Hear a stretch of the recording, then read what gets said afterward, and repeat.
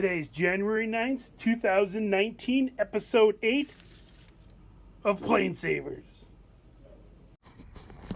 Hey folks, welcome to the episode. Today's going to be a little bit of a short episode. I got Rod coming in to explain to us what happens to an aircraft engine if it sits outside. Oh, what's this? Hey guys, look at this. Who's this?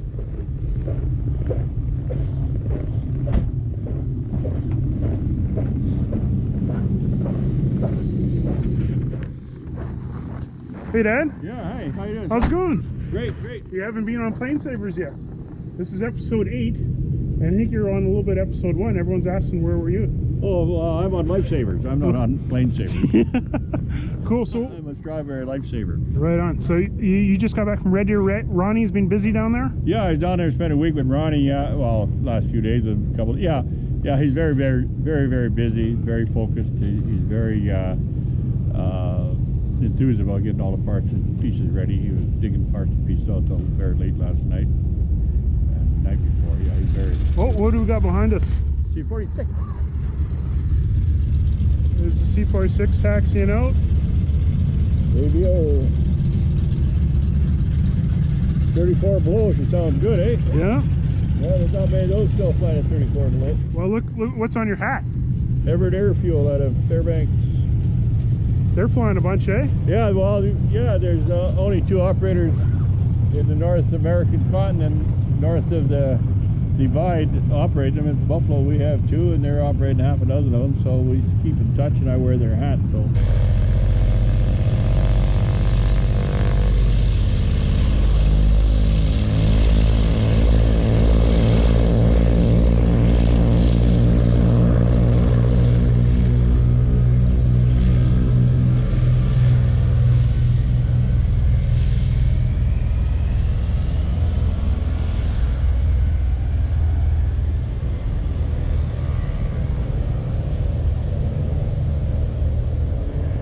Well, I don't know if this GoPro is going to last that much longer out here, so let's head inside.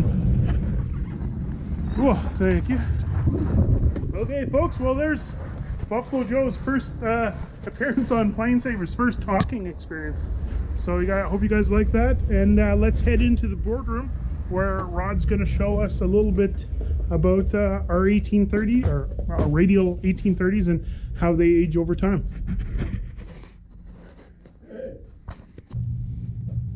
Okay, so analyzing used 1830s, prop goes on here. Problem when they sit over time and the risk you take, moisture or any products of combustion in the oil or whatever, anything can run downhill and into these rollers and pit the roller. So now you got a roller bearing, and if it gets any pits on it, the risk is in a few hours, between 8 and 10, that could start flaking off and it'll show up in the oils. The main ones are these master rod bearings where the rod connects to the crank.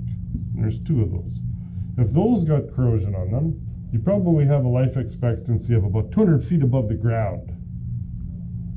And in our experience over the last 40 years, it's pretty reliable. So our question is, for DTD, when we put 2 new engines on it, they're not going to be factory new. They're going to be overhauled at some point in time. So we got to determine these critical areas that the master rod or the main bearing. It doesn't mean the 10,000 other parts won't fail, but there's not a 100% chance of any radial engine, new or old, will actually last. Worldwide, whether it's in a corrosive environment or a northern dry environment, you probably got 80% chance of it being successful after it had sitting for 10 or more years. And now that depends basically on how you start it now. Pre-oiling, borescope.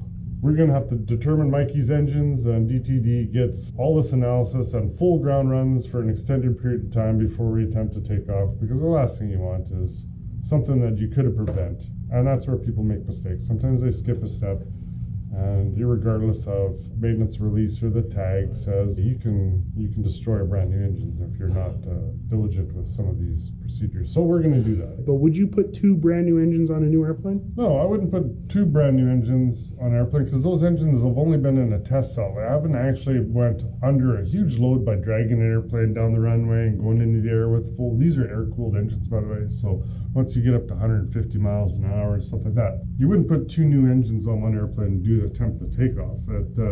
It's just not historically the smart thing to do. So let me get back. This is in our application. Like if it's a brand new 737 coming off the assembly line, it's going to have new engines on it. If you're a brand new King Air coming off the assembly line, no, what? brand new 737 off the assembly line has been run through the patch by Boeing before it's given to the customer. It's already flown. That's a good point. That's a good point. A lot of questions we get is these engines, they're not originally from the airplane. These airplane airframes have gone through mini engines.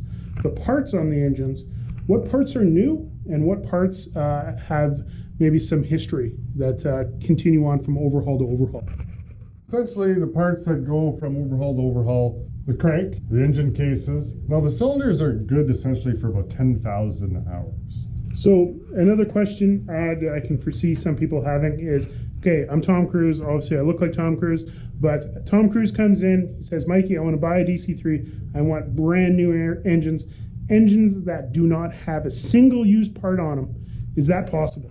To have an engine without a single used part is possible. Probably wouldn't be very realistic to do. It'd be expensive. But yeah, every single part that's been on there, remember these things are war machines, so they made 1,000 of everything that actually took off. We've come across new cranks, new cases, new cylinders, new pistons. Some of these parts are new. So yes, you theoretically can make an engine that's never run. But not likely. You've never heard of that happening? No, I've never heard of somebody making a new engine. So I'm not so concerned if it has no paint or it's got mismatched push rod covers. For me, how it looks is irrelevant to how it's going to run. As an engine sits, it can deteriorate. So our fingers are crossed. And Rod, what do you think our chances are? Should we bring a third engine? Well, if we're going to be driving down there anyway, I'd probably bring a third engine just so that we don't have to come back. Awesome. So it's a major team. It's not just Buffalo Airways. It's not just Rod. There's engine guys, component guys, interior guys, fabric guys. It's a huge, complex machine to get these airplanes running. Can't wait to see if we can get ours running. So, okay, folks, I'm just about done editing today's video. I want to give you a last-minute update on the DTD Art I have up on eBay. Here, we'll see if what does Joe think. Hey, Dad, I want to show you something. What do you think? What do you think of this? Who drew that? How much do you think someone would buy that for? Well, I guess it depends what they wanted it for. They want to frame it hanging up as they were part of the team of plane savers or DTV. They probably pay quite a bit for it. What would you guess? $400 or $500. Whoa! Take a look at this. $435. That's US, eh? No, that's Canadian. That's probably what the guys pay for because he's only going to get one of them. If he was part of the program, you might want that. Okay, guys, again, thank you for watching this episode. Thank you so much for all the support, the comments. Everybody's been amazing. I love making these videos. I hope you love watching them. We'll see you in the next one, and I can't wait for Friday because Friday, Captain Joe is dropping his interview with me. It's going to be great. See you guys in the next one. Cheers.